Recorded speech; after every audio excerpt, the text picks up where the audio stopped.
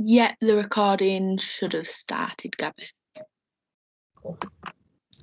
Yeah, so morning everyone. Thank you for coming to our influencer training taster session. I'm part of a team called Aspire to Lead, working at the Opportunity Centre in York. We're a brand new project that is looking at gender equality in education and how we can make your institution safe and accepting and supportive of young women, girls and gender diverse students to make sure everyone's getting the same opportunities in education. So as an introduction to the project, it's a strand of the wider Aspire to Lead project. There's 12 strands included in that, but we'll talk a little bit more about that at the end in case there's any of those that you'd also like to sign up for. But the influencer training itself is part funded by the European Social Fund, and it promotes gender equality in educational institutions in York and North Yorkshire area. So all the training is free for schools, colleges, secondary schools, universities, everything in York and North Yorkshire. We provide knowledge and skills through bespoke training sessions, resources and curriculum guidance. So that's in the form of lesson plans, actual training and coming into school and stuff like that. And hopefully we ensure that staff feel empowered in tackling gender bias and inequality. 2/3 of teaching staff at the minute report that they're not comfortable challenging sexist or discriminatory comments from other staff and kids at school because they're not entirely sure how to handle it. So hopefully by the time your school has finished this training course, you'd be comfortable, or all your teachers or any staff in any institution would be comfortable in tackling that. So the project journey is quite about a 6-month period. It'd run over about a term time, and it would take the form of an initial meeting. So once you've registered your interest in the training, we would meet either in real life, hopefully soon when everything goes back to a little bit more normality, or via Zoom, and we'd discuss the needs of your school and what kind of training and what you would need and what your main issues are. Then you would attend a training day. So the training day is a full day of training looking at gender inequality in schools, using the Train the Trainer pack. So it runs as a Train the Trainer model. So I would deliver training to a few members of staff or SLT, which would then be disseminated through the rest of the school with our slides and the training resources pack. After that, I would give you all the resources that you need to make sure everyone can engage in this training, including like the actual physical resources to use to do the activities and all the instructions and slides. Then after that, we'd have another meeting about action planning, because obviously it is great, we want you to come and do the training, but we also need to make sure that you're implementing the things that you learn in training. So we'd come and create a 6-month action plan together to make sure that you and your staff are comfortable in using the things that you've learned in your school. And we then encourage you to book your extra sessions. So the other module sessions that we are going to run are a session based around relationships and sex education. So this would be taking a look at what the curriculum guidance is, at what age, because there's a lot of discussion about age appropriateness in the guidance. So at what age do children learn different things, and at what age are they able to take in information about relationships and sex education? And then we'd also look at lesson plans, and these lesson plans in line with the guidance, so you get all the plans and resources for that. We also would look at working with children with additional vulnerabilities, so whether they are they've got special educational needs, whether they're LGBTQ, whether they have a specific faith that may present an extra barrier to working with them around gender equality and relationships. We provide support in that area.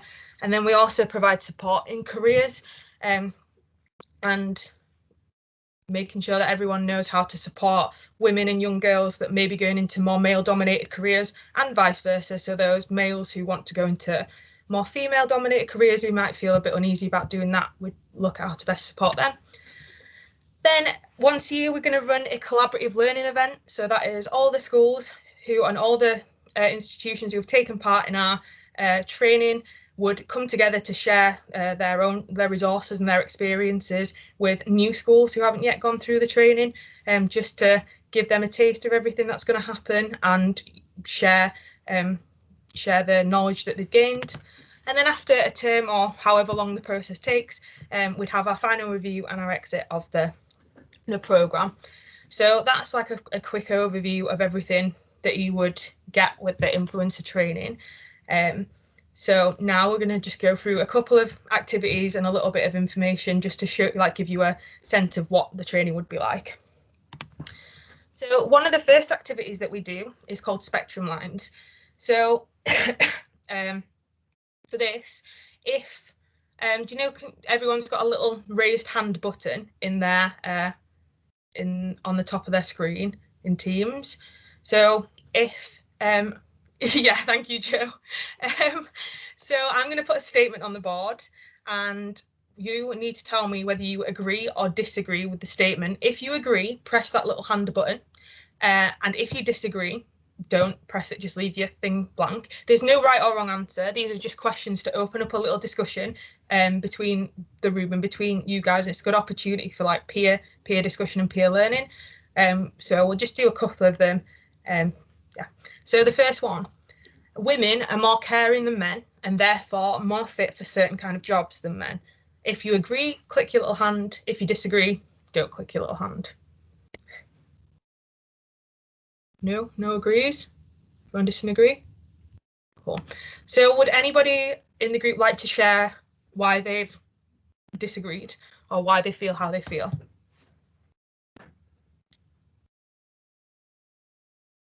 Anyone? Yeah, sorry, one sec. Yeah, I can't see who. Joanne? Joe? Yeah, I'm happy to share, Gabby. Yeah. I find generalist statements very difficult to get on board with. I think you have a spectrum within male and female of caring or not caring, and I think men can be as caring as women, and women as caring as men. Yeah, perfect. Thank you, Joe. Anyone else? Anyone else got a slightly different view or agreed? Who can I see? I can't. I'm trying to find the... Laurie has got a hand up. Laurie? Sorry, I can't see the list of hands down I'll help you, Gabby. Thank you. Yeah, is it Laurie? Yeah, she's put in the chat function, she's contributed. Cool. She thinks being caring is a matter of personality rather than gender, but her microphone's not working, so she apologises. Yeah, I've found it, thank you. Yeah, absolutely right. It's not a, like, even though for a long time science and like sociology and stuff like that did believe it was a DNA or personality trait, being part of your gender. So because women were able to give birth and to able to like raise the child, they were seen as more caring. But that's not necessarily the case. It is a personality trait rather than anything to do with DNA. Has anyone else got any thoughts on that one? No? Try the next one. Ooh. So gender is determined by genetics or DNA. What do we think? Raise your hands for you agree. Nothing for disagree. So all disagreeing again. So why are we disagreeing with this? Is anyone? Laurie, let's have a look at you in the chat again. Oh, are you agreeing, Laurie? Yeah. So what can you tell us why you're agreeing with that? Have you got a reason why you're agreeing?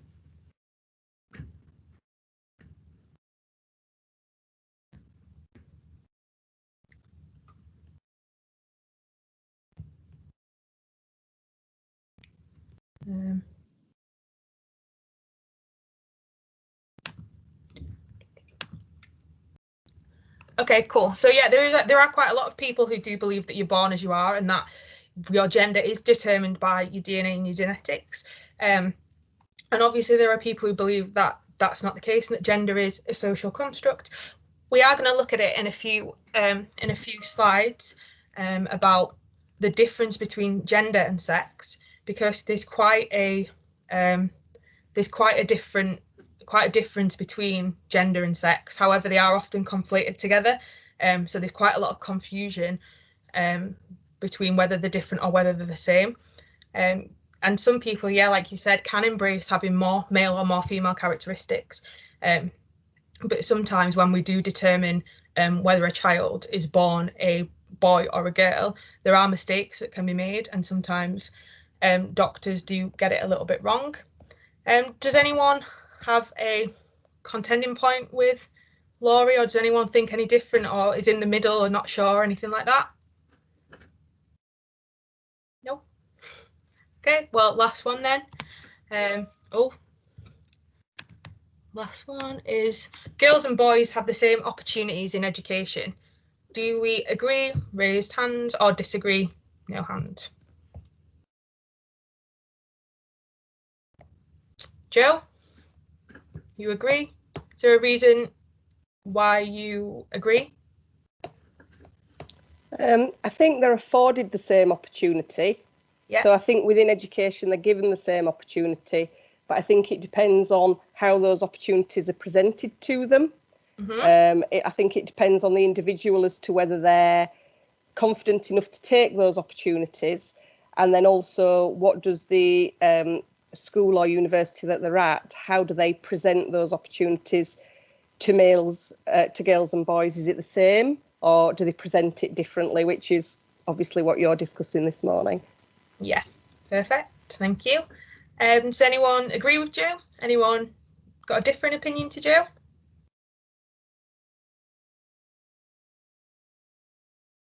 Gloria? Hiya, I might be wrong. I think from what I remember being at school, I think whilst girls and boys mostly have the same opportunities, sometimes in subjects like PE, there might be more gendered activities from one to the other. So girls might not necessarily have opportunities to play football or rugby compared to boys who then don't do things like gymnastics or dance. Yeah, I agree with that. Like, I found at school that the girls weren't allowed to play rugby or football, but we were offered self-defense, but the boys were not offered self-defense. And we were also, when we were doing athletics at our school, the girls weren't allowed to run the 400 meters because the PE teachers believed that girls' lung capacity was not capable of dealing with a race of that like particular length.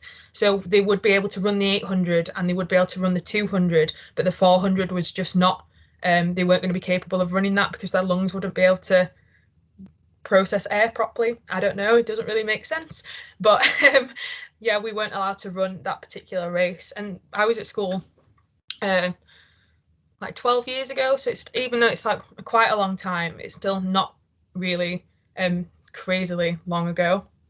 And as Joe said, it is true that a lot of the time they get afforded the same opportunities in terms of the opportunities are there for them. However, the way that they're presented by schools is still quite gendered, and it's also girls also face quite a lot of barriers in terms of their access. So there's a lot of girls that still face harassment and like abuse at school compared to boys. 72% of girls report that happening to them compared to 6% of boys at school. So there's a massive difference in terms of getting access and quality to education without having those barriers of being distracted by harassment. Sport and PE is a massive place of contention for girls who don't feel comfortable and safe engaging in those things.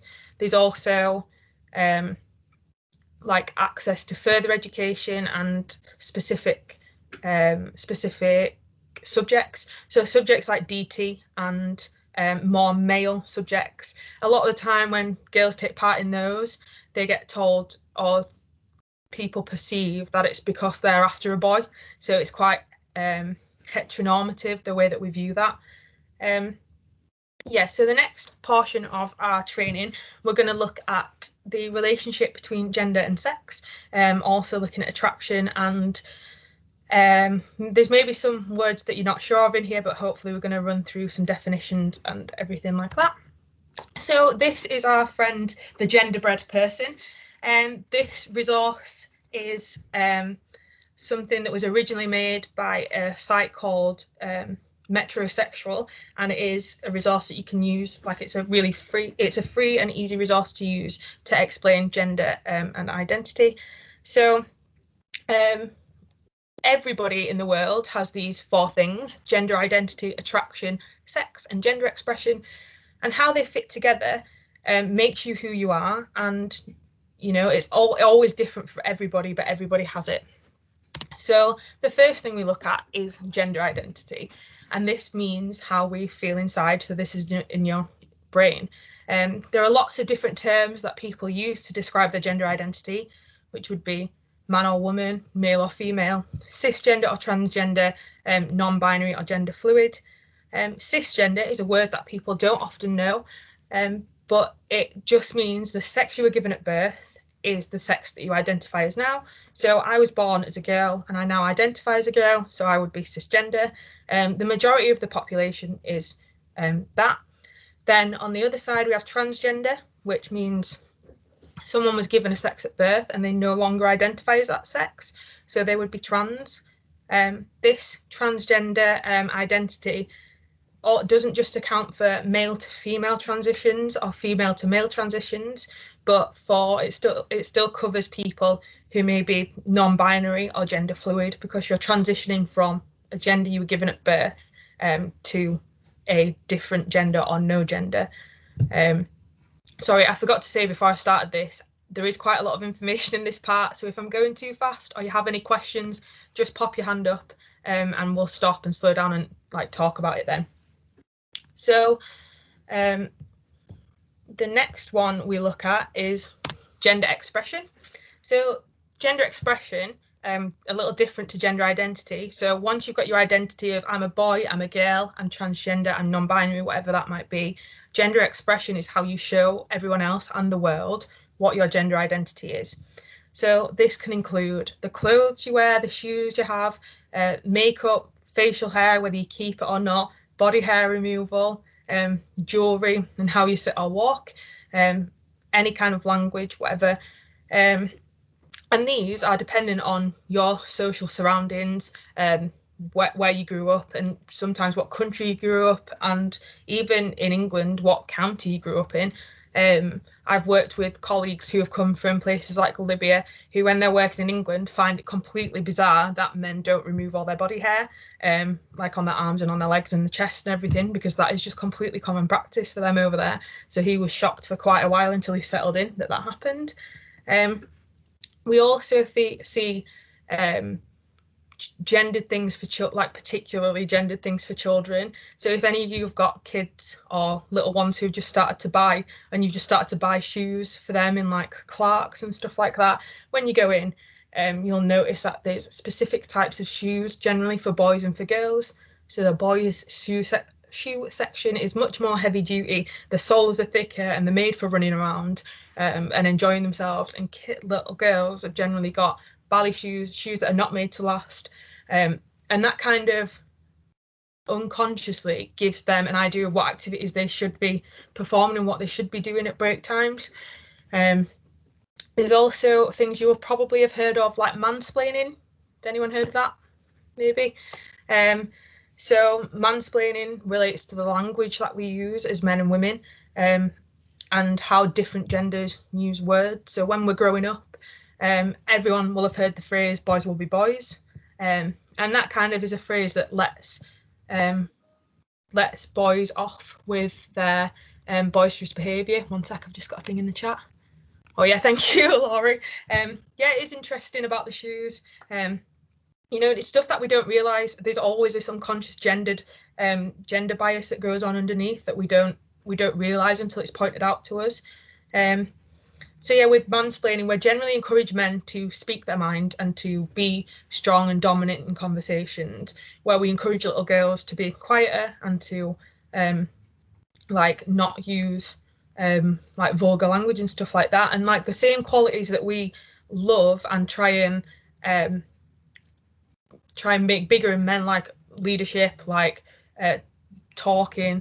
In women, they can be called bossy or naggy or stuff like that. So it's just not an equal representation of the way that they are. And you know, straying outside of these norms, or these boxes that we've got that are specific to men and women, can lead to a lot of social pressure and usual bullying. So a lot of bullying stems from these gendered social gender roles, and it's not just bullying around gender. LGBTQ bullying, so homophobic bullying, also stems from this gender difference and the rules that we have around gender. And it's harmful to everyone. Like, a lot of people have the misconception that bullying and these social roles are only harmful to those that step outside them. But obviously, from when like the rates of male suicide rising still, and stuff like that, we can see that they're harmful for everyone. So even men who identify as men are still falling victim to these social rules because they're not free to express themselves and how they feel. So for this next one, I'm going to ask you a question, and if you know the answer and you're 100% sure, I want you to all click your hand buttons. So is everyone aware of 100% aware of their biological sex? If you know your biological sex, stick up your hand.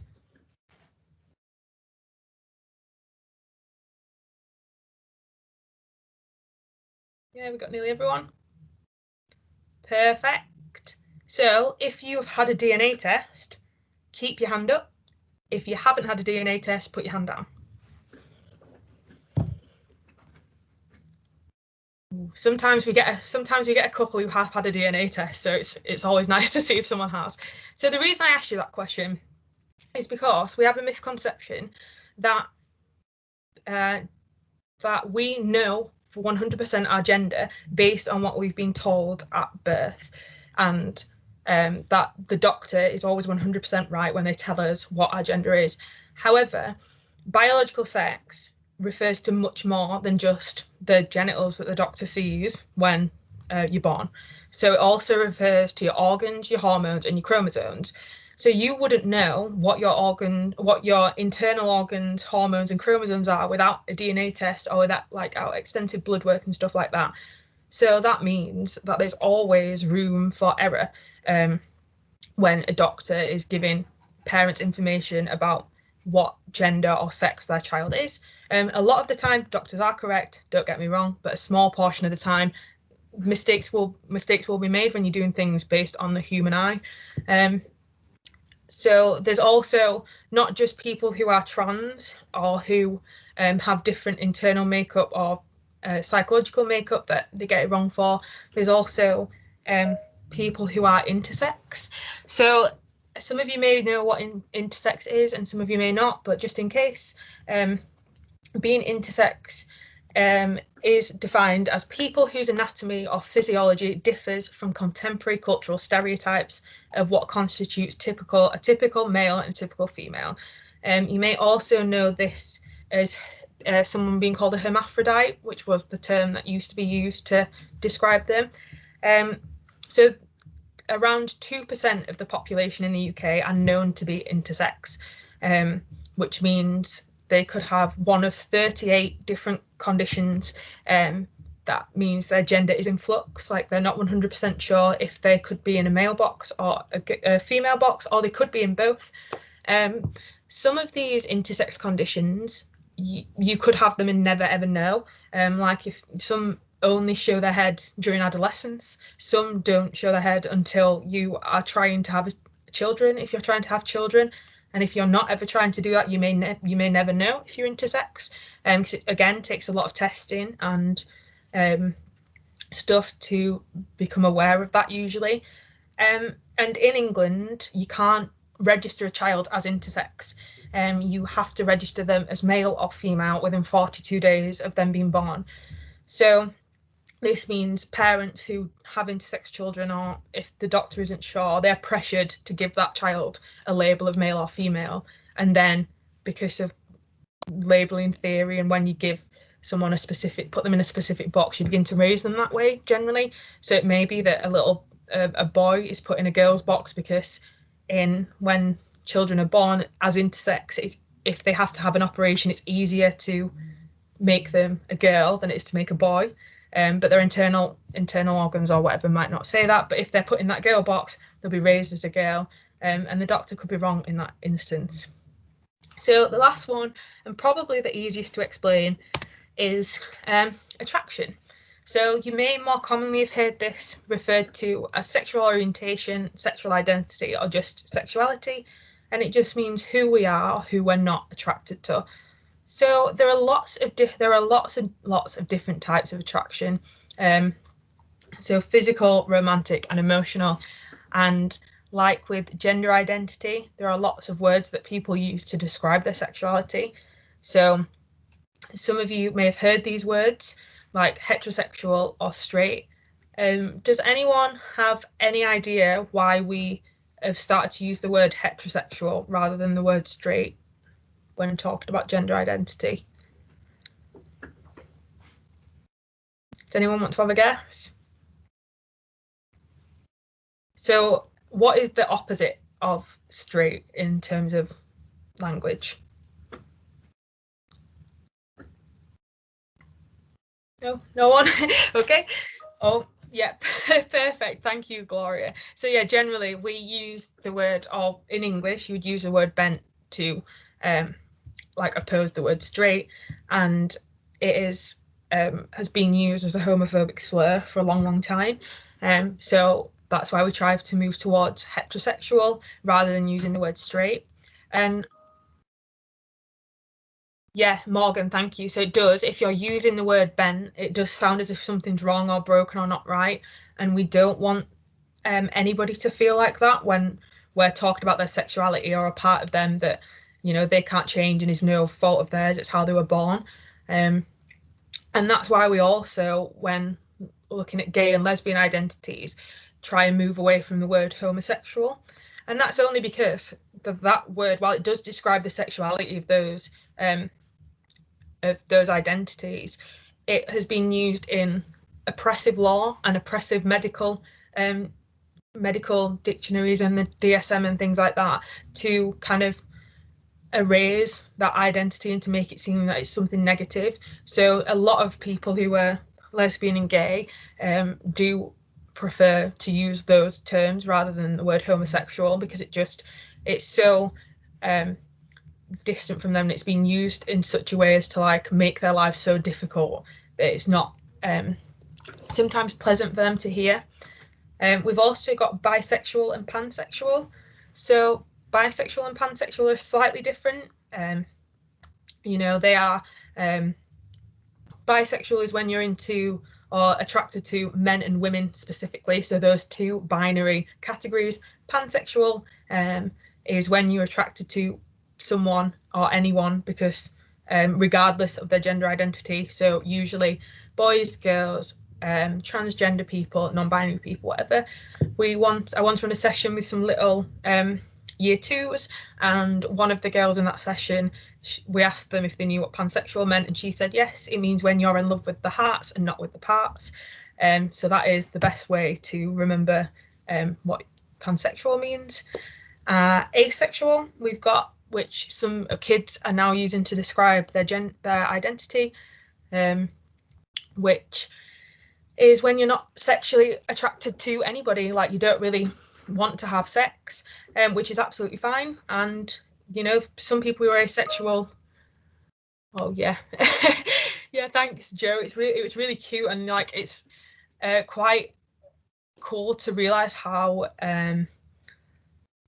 knowledgeable little kids are about stuff. Like you wouldn't expect them to really pick up at everything like that, or be quite as eloquent as that when they're small.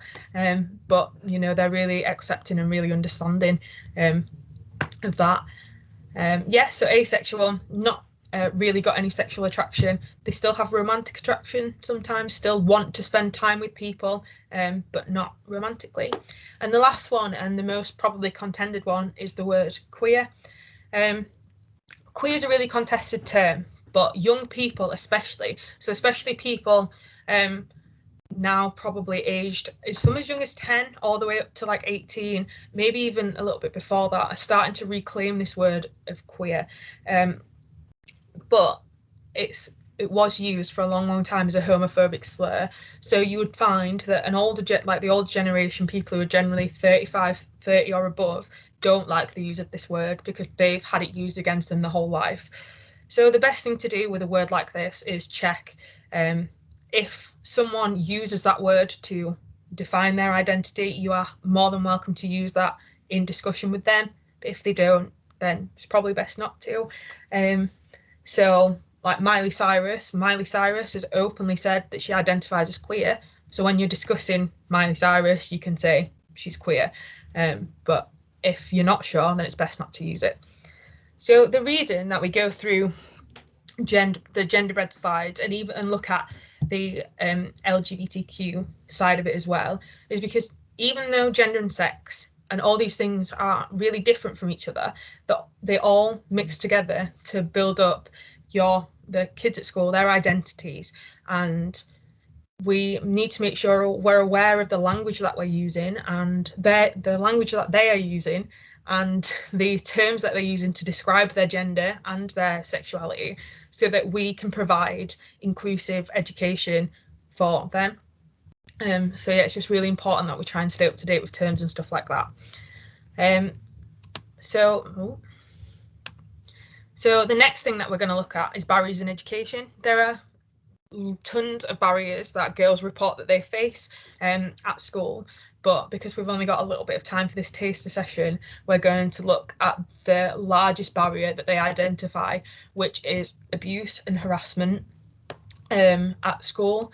So I think I said it before, but there are hundreds of cases of sexual harassment at school that are still being reported. Some of these statistics I grabbed from an extensive study that was done in 2019, where over 1,000 girls were interviewed. So this is less than 2 years ago that this happened. And out of these girls, 40% said they experienced harassment at school still. And that was sometimes from teachers and sometimes from other children. There's been quite a worrying rise in peer-on-peer harassment at school. So there's been a 6% rise in these cases at primary school on child harassment, and this is because we've not us personally, but as a society, we've stopped educating our kids properly about gender differences and about sex education and about what harassment is and why it's not something that's okay. So part of this training, like the RSE slides and stuff, would be focusing on how we can make sure that this doesn't happen. So at school, the barriers generally are that like I said at the beginning, almost a third of teachers, 27% of teachers, don't feel comfortable in challenging sexist behaviour. So they may hear sexist remarks in the hallway and don't feel confident challenging those. Any women in their audience, when you were at school, you might remember your bra straps being snapped or something like that, and then being told that, well, it's not their fault because your bra strap shouldn't be on show through the unfortunately see-through t-shirt that school provides. So they face a lot of barriers that distract them from their education, that the victims get blamed for rather than the perpetrators. So there's also a problem of the kids who commit sexual harassment or sometimes abuse, even though that is quite it's much more rare than harassment, that they're doing it because they don't understand what sexual harassment is because we're not telling them. So it can be something as small as girls and like a boy following each other around, following girls around and trying to hold them hands and kiss them. And it does work the other way. Like there are some little girls who get like who follow little boys around and try and hold their hands and try and kiss them and stuff like that. And it's not like it would still be classed as harassment, and it's just something that you need to explain to little ones and older students to make sure that they're not facing these barriers at school and that they can get an education or proper equal education, because obviously when you're also dealing with these other things like uniforms not fitting properly, like dealing with boys snapping your bra straps, not being given the same opportunities because you're a girl, or people not thinking you're able to do the same things because you're a girl, you can't get the same level of education or understanding as people who don't face those kind of things. So the last activity we're going to look at is another discussion-based point. So hopefully you will have some views on this.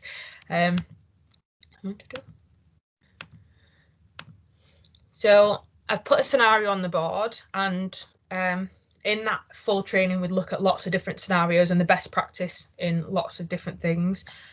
So the first scenario is a girl in your class tells you one of the boys keeps following her around at break time and trying to hold her hand. She's asked him to stop multiple times, but he continues the behaviour. What do you do? So if some of you are teachers or school staff or whatever, you may have come across this scenario. If you have, what did you do, or what do you think you should do if this happened at school? How would you handle that?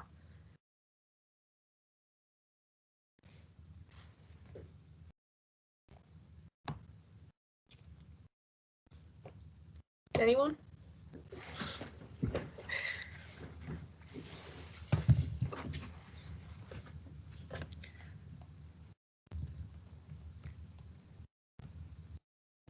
Oh, perfect. We've got Jonathan typing. So we'll just give a sec.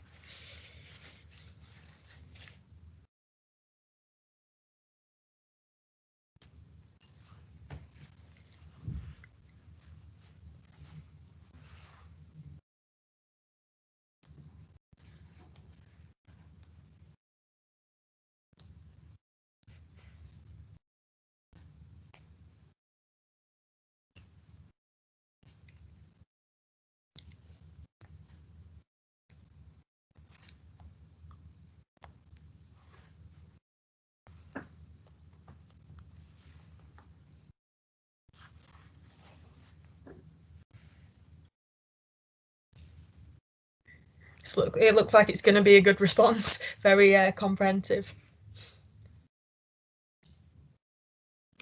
I wouldn't get too excited.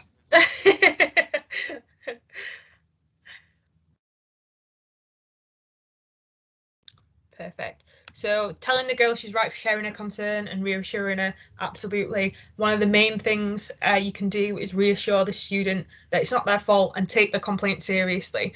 A lot of kids don't report any problems or any incidents of bullying or whatever because they're worried that they're not going to be able to they're not going to be seen as being able to take a joke, or they're not going to be believed. So it's really important that we do that. Speaking to the young man and explain that it's not appropriate behaviour and that's not how to conduct yourself is absolutely right. So making sure at any age you can explain bad behaviour to a kid or behaviour that you shouldn't be doing in simple terms. So it's really important that we do that.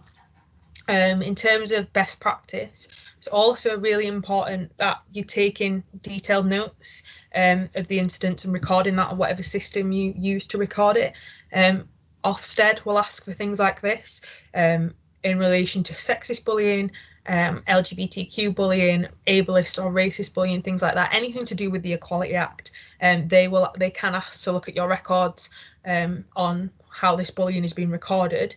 It's also important to know when to escalate a concern. So with young children especially, we would always like to give them the benefit of the doubt. If you've got a 7-year-old who's engaging in this behaviour, it is quite likely that they've never been told that this is not an appropriate way to act. So you'd always bring them in first and explain to them why it's not appropriate, why we shouldn't be doing this, or why it might make someone uncomfortable in the first instance. Obviously, if they continue with that behaviour, you'd have to escalate how you dealt with it.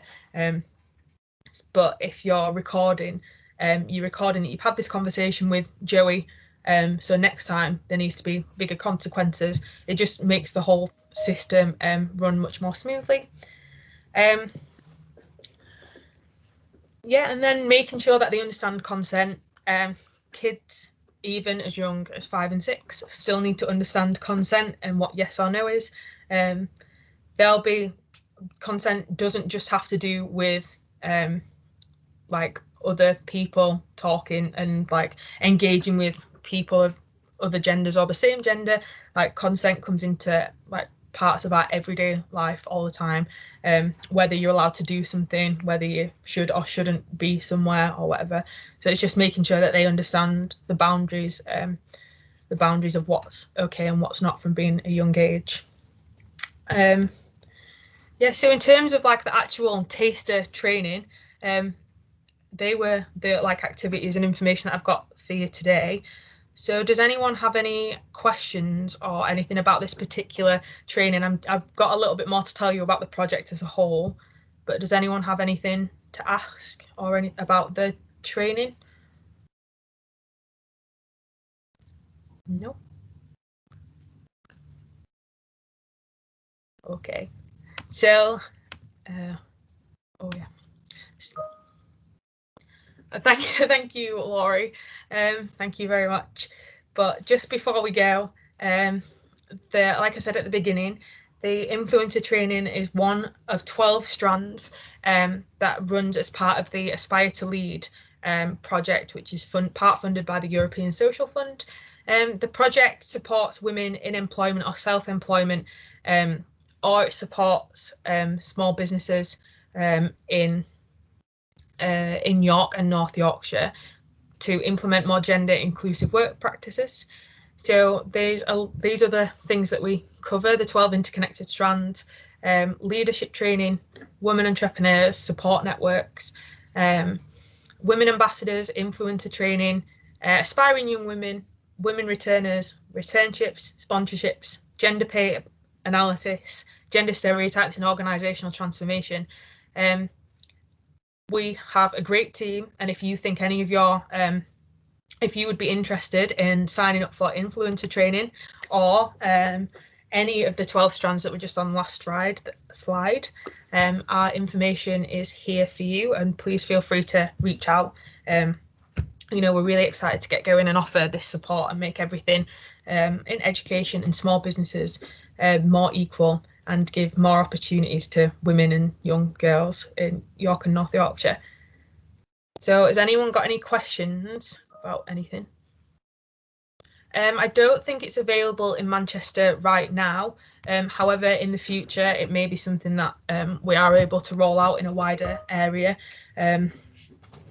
But you know, if there's going to be need for it, like I'm glad that you've said, because then we know where the need is, and we might be able to expand sometime in the future to deliver a little bit wider.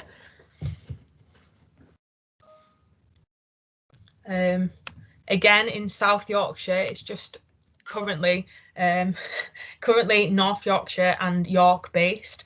But again, if there is demand for it in a wider area, it may be in the future that we can deliver in different areas of Yorkshire.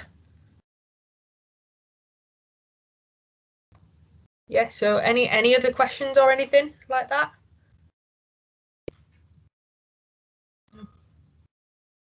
Yeah, of course. Obviously, my email is just on that slide. If anyone wants to send me an email, just reach out and I will get back to you as soon as possible with any information that I've got. Perfect. Yeah, so that is it. That's the end of the session from me. So thank you everyone for coming. I hope you had a good time or you found it interesting or helpful. Yeah, thank you everyone for coming, and that's it from me. So I don't know if Claudia wants